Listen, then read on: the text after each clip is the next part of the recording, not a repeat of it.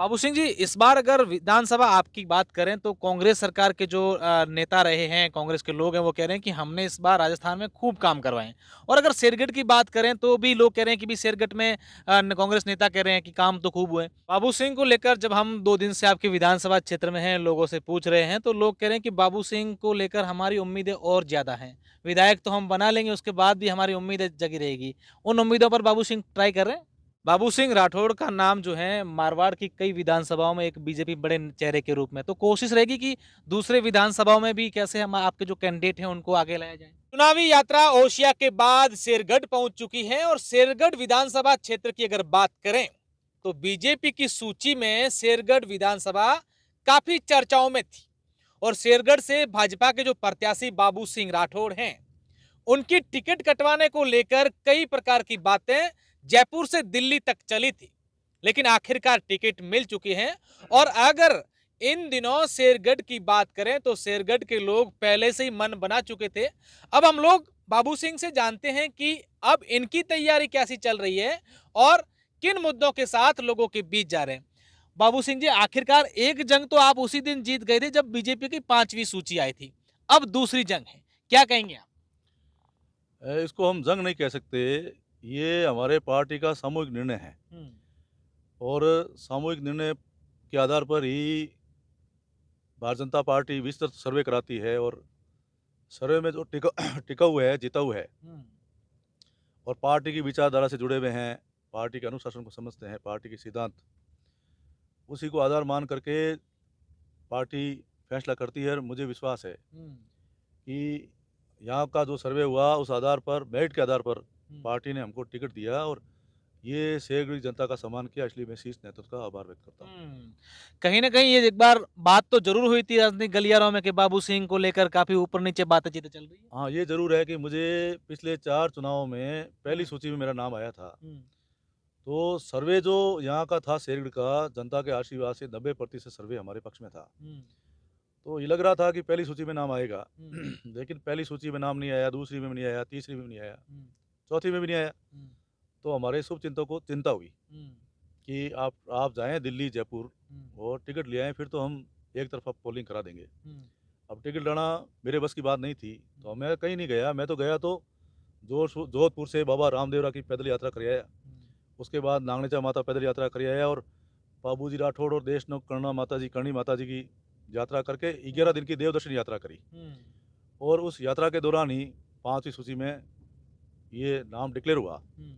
तो मेरा मानना है कि जो हमारे शुभचिंतक हैं, हम्म। उन्होंने अपने इष्ट देव से प्रार्थना की होगी और भगत के भगवान अधीन होते हैं। इसलिए सहानुभूति कहीं जरूर कहीं जुड़ी। कहीं कहीं उनकी सुनवाई हुई और हाँ। ये टिकट मिला। तो मेरा मानना है इस बार का जो टिकट है बाबू सिंह को नहीं, हाँ। ये जो हमारा हमारा जनता जनार्दन है, हाँ। जो मेरा ईश्वर है, मेरी शेरगढ़ जनता, हम्म। उनके आशीर्वाद से मिला है टिकट, शेरगढ़ जनता को मिला है। हम्म। तो चुनाव भी शेरगढ़ जनता लड़ रही है हम्म। और शेरगढ़ में कमल खिलेगा और शेरगढ़ जीतेगा। अच्छा। शेरगढ़ की आन बान और शान, हाँ। शेरगढ़ का स्वाभिमान का चुनाव है हाँ। और हम कभी हमारे स्वाभिमान को झुकने नहीं देंगे। बाबू सिंह जी, इस बार अगर विधानसभा आपकी बात करें तो कांग्रेस सरकार के जो नेता रहे हैं, कांग्रेस के लोग हैं, वो कह रहे हैं कि हमने इस बार राजस्थान में खूब काम करवाए हैं। और अगर शेरगढ़ की बात करें तो भी लोग कह रहे हैं कि भी शेरगढ़ में कांग्रेस नेता कह रहे हैं कि काम तो खूब हुए। तो आप किन मुद्दों के साथ जा रहे हैं? वैसे शेरगढ़ वैसे तो कांग्रेस का गढ़ रहा शुरू से ही। हम्म। हमारे दादू साहब के सिंह साहब लगातार मंत्री रहे हम्म। और अब आप देख रहे हैं कि विश्वविद्यालय की राजनीति से मैं नाथरोल के झोंपड़े में जन्मा बाबू सिंह 3 बार लगातार शेरगढ़ की जनता ने मुझे सेवा का सौभाग्य दिया। हम्म। तो अब विकास कितने कराए कितने नहीं कराए ये तो जनता फैसला करेगी, हम्म। लेकिन जो काम हुए हैं हम्म। वो भ्रष्टाचार की भेंट चढ़ गए हम्म। और इतना भ्रष्टाचार हुआ कि जनता भ्रष्टाचार से त्रस्त हो गई। हम्म। इसलिए एक कांग्रेस से परेशान होकर के हम्म। अब आम जनता की अगर कोई आशा की किरण है हम्म। तो हमारे देश के प्रधानमंत्री नरेंद्र मोदी जी हैं, हम्म। जो ये गारंटी दे रहे हैं हम्म। कि राजस्थान में भारतीय जनता पार्टी की सरकार लाओ हम्म। और केंद्र और राजस्थान मिल करके हम्म। हम जनता का भला करेंगे। तो उनके ऊपर भरोसा करके भारतीय जनता पार्टी का कमल खिलाएगी राजस्थान, प्रचंड बहुमत से जीत होगी राजस्थान। शेरगढ़ को लेकर अगर बात करें बाबू सिंह, तो यहाँ ये रही है कि यहाँ से कई फौजी हमारे देश की सेवा के लिए निकलते हैं। ये मुद्दा भी काफी चर्चाओं में रहता है। तो क्या इस मुद्दे को लेकर भी आप जनता से बातचीत हो रही है? ये बात आपकी सही है हम्म। कि जब हिंदुस्तान सोता है हम्म। तो हमारे यहाँ का जांबाज सीमाओं पे तैनात होकर और देश की रक्षा करने में पीछे नहीं हटता और सरहदों पर सादती देता है।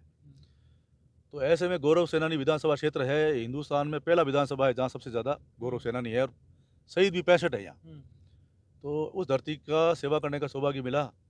अब इनकी एक लंबे समय से मांग चल रही है और हम उसके लिए उनके हक और अधिकारों की लड़ाई लड़ रहे हैं। पहला तो है केंद्रीय विद्यालय, वो अभी तक हमारे विधानसभा को नहीं मिला। तो दूसरा है फौजियों के लिए ईसीएस अस्पताल कराना। तीसरा वन रैंक वन पेंशन का जो हमारे मोदी साहब ने निर्णय किया, प्रधानमंत्री जी ने, उसका वो तो स्वागत योग्य है। पर उसमें जेसीओ के नीचे कुछ विसंगतियाँ रह गई, उनको भी दूर करने की मांग हमारे यहाँ के लोग करते रहे हैं। एक ये जो अग्निवीर है, तो हमारे यहाँ का प्रत्येक घर और यहाँ का युवा देश की सेवा के लिए लड़ाई रहता है कि मैं फौज में जाऊंगा, भर्ती होऊंगा, देश की सेवा करूंगा, क्योंकि उनके डीएनए में उनके उनके पूर्वजों का खून दौड़ता है। तो हम चाहते हैं कि इसमें भी और इसको और कैसे अच्छा किया जाए, इसमें और क्या सहूलियत दी जाए, इसमें सैलरी भी बढ़ाई जाए, इसमें कुछ और संशोधन करके इसको और बेटर किया जाए। तो इसकी भी हम मांग करेंगे हमारे सब युवाओं से और जो फौजी हैं उनसे बात करके कि अग्निवीर को कैसे और अच्छा किया जाए, उसकी भी पैरवी हम करेंगे। बिल्कुल। दूसरा एक और बड़ी मांग इलाके में आ रही है ईडब्ल्यूएस की, आर्थिक आधार पर आरक्षण। तो ये भी स्वागत योग्य है कि आदरणीय हमारे देश के प्रधानमंत्री नरेंद्र मोदी जी ने इसको लागू किया। लेकिन ईडब्ल्यूएस में भी कुछ विसंगतियाँ हैं, जैसे आयु संबंधी हैं, संपत्ति संबंधी है, तो वो दूर करने की मांग हो रही है। तो हमारे यहाँ के सब युवा चाह रहे हैं कि अगला लोकसभा चुनाव हो से पहले पहले ईडब्ल्यूएस में विसंगतियाँ दूर हो। ये सारे मुद्दे लेकर के और हम सरकार बनने पर इन मुद्दों को सॉल्यूशन करेंगे। इसके अलावा राजस्थान सरकार से सबसे बड़ा मुद्दा है यहाँ का पेयजल, और पेयजल से लोग बड़े परेशान हुए 5 साल में। लोगों को 800 से लगा कर 1500 तक टैंकर डलवाने पड़े, और अगर व्यक्ति 10,000 कमाए और 5,000 का पानी डलवाए तो वो घर कैसे चलाए। ऐसे हालात यहाँ हो गए। तो जल जीवन मिशन अभियान चलाया, वो भी भ्रष्टाचार की भेंट चल गया और धन का दुरुपयोग हुआ।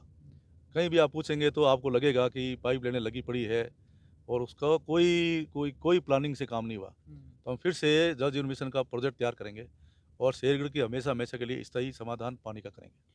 बाबू सिंह को लेकर जब हम 2 दिन से आपके विधानसभा क्षेत्र में हैं, लोगों से पूछ रहे हैं, तो लोग कह रहे हैं कि बाबू सिंह को लेकर हमारी उम्मीदें और ज़्यादा हैं। विधायक तो हम बना लेंगे, उसके बाद भी हमारी उम्मीदें जगी रहेगी। उन उम्मीदों पर बाबू सिंह ट्राई कर रहे हैं? मैं कोई बड़े परिवार से नहीं आता, मैं नाथ राव के झोंपड़े में जन्मा हूँ और मैंने मेरे पारिवारिक परिस्थितियाँ देखी है। तो मेरी परिस्थिति थी वो मेरे इलाके के लोगों की है, तो मैं उनको महसूस करता हूँ, समझता हूँ उनकी पीड़ा को, परेशानी को, और मैंने हमेशा लोगों के दर्द को अपना दर्द समझा, उनकी पीड़ा को, उनकी परेशानी को हमारा समझा और उनके खुश कर उनको खुशी दे करके उसमें अपनी खुशी ढूंढी। इसलिए वो हमेशा हमारी शहरी जनता मुझे एक परिवार का अपना बेटा मानती है और सदस्य मानती है, इसलिए मुझसे ज़्यादा उम्मीद रखती है और मुझे भरोसा है कि ईश्वर हमें वो ताकत देंगे, मजबूत देंगे कि राजस्थान की 200 विधानसभा में अगर कोई आदर्श विधानसभा बने और विकसित विधानसभा क्षेत्र बने तो हमारा शेरगढ़ बने। बाबू सिंह राठौड़ का नाम जो है मारवाड़ की कई विधानसभाओं में एक बीजेपी बड़े चेहरे के रूप में, तो कोशिश रहेगी कि दूसरे विधानसभाओं में भी कैसे हम आपके जो कैंडिडेट हैं उनको आगे लाया जाए? हाँ, ये ज़रूर है कि मैं विश्वविद्यालय में 3 बार जीता। पश्चिम राजस्थान का सबसे बड़ा विश्वविद्यालय है। उसमें मैंने सेक्रेटरी, वाइस प्रेसिडेंट और पिंचाणु में अध्यक्ष का चुनाव भी जीता। तो मारवाड़ में जुड़ाव है लोगों का हमारे साथ, और यहाँ भी परिसीमन के बाद कुछ हमारे इलाके दूसरी विधानसभा में चले गए। तो है, सब लोगों की भावना है कि जब भी हम विधायक रहते थे तो उस समय भी कई लोग मारवाड़ से आए, जोधपुर जिले के आए, तो उनके साथ जाकर मैं हमारे मंत्रिमंडल के सदस्यों से काम कराता था, उनकी मदद करता था। तो अभी हमारे यहाँ मारवाड़ के लोगों को उम्मीद है कि बाबू सिंह जब राजस्थान सरकार में जाएगा तो हम उनका हाथ पकड़ के काम करा सकते हैं, ऐसा भरोसा है।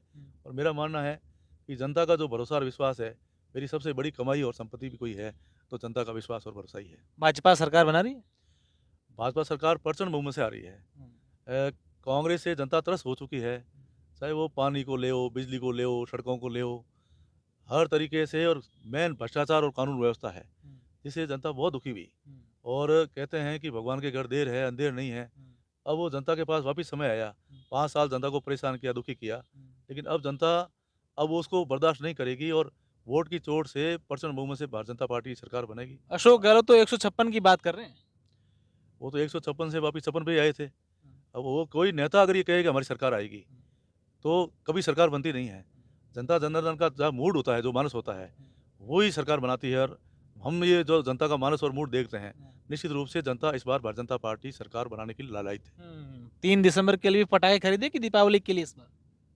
अब इस बार दिवाली तो हमारे लिए बहुत सुगंध लेके आई है, क्योंकि बरसों से जो हमारे पूर्वजों ने संघर्ष किया, राम जी का मंदिर बन रहा है और हमारे देश के प्रधानमंत्री 22 जनवरी को उसका उसकी उसकी प्रतिष्ठा करेंगे और हमारे रामलला जहाँ जन्म हुआ वहाँ विराजेंगे। तो पटाखे तो वैसे ही छूटने वाले हैं और सरकार ये बनेगी 2023 में और 2024 में भी मेरा मानना है कि 2014 में जितनी सीटें आई, 2019 में उससे ज़्यादा आई और 2024 में उससे भी ज़्यादा सीटें आएगी और हमारे देश के प्रधानमंत्री आदरणीय नरेंद्र मोदी तीसरी बार प्रधानमंत्री बनेंगे। तो पटाखे तो अब जनता छोड़ेगी, जिन्होंने वोट दिए, जिन्होंने जिताया, खुशी वो मनाएं। हम खुशी नहीं मनाते, हम हमारी जीत को ईश्वर के चरणों में समर्पित करते हैं। बिल्कुल, ये बाबू सिंह राठौड़ हैं, जिनका ये कहना है कि इस बार हम लोग दीपावली मनाएँगे, जनता पटाखे फोड़ेगी। अब देखने वाली बात होगी कि 3 दिसंबर के दिन मतगणना के बाद परिणाम किसके पक्ष में आएँगे। धन्यवाद।